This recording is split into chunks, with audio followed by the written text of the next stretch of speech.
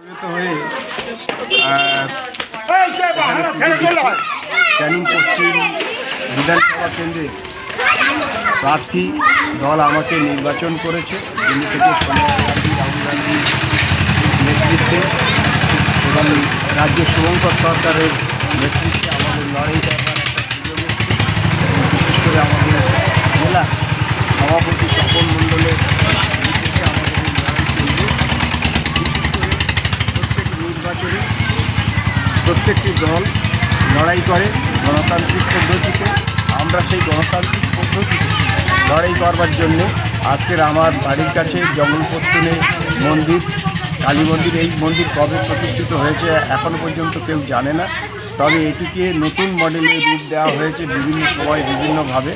সেই মন্দিরে পুজো দিয়ে আমাদের জনমানুষের, সাধারণ মানুষের যাতে উপকার হয়, মঙ্গল হয় এবং তাদের জন্যে যাতে ক্যানিং পশ্চিমের প্রার্থী হিসাবে আমি কাজ করতে পারি, জনমানুষের জন্যে যাতে আমি কাজ করতে পারি, সেই উদ্দেশ্য নিয়ে আজকে মায়ের কাছে আমি তুলে দিলাম, মা কালীর কাছে।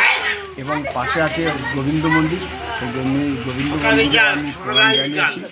উপস্থিত মানুষজনকে আমি একটা শুভেচ্ছা বার্তা আমাদের দলের পক্ষ থেকে এবং দেবী কালীর পক্ষ থেকে, কালীর পক্ষ থেকে তো আমাদের বলা যায় না, তবু তার আশীর্বাদ নিয়ে আমরা প্রচারে আজ থেকে আমি প্রচারে নামতে চাই।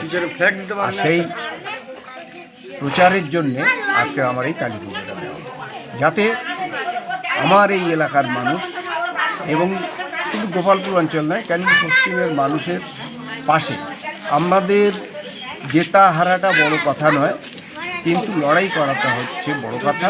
সেই লড়াইয়ের শক্তিটা যাতে আমরা পাই, তাই আধ্যাত্মিকভাবে আমরা এই প্রচেষ্টা চালাচ্ছি, যাতে মানুষের মঙ্গলে সবসময় আমরা মানুষের পাশে কাজ করতে পারি।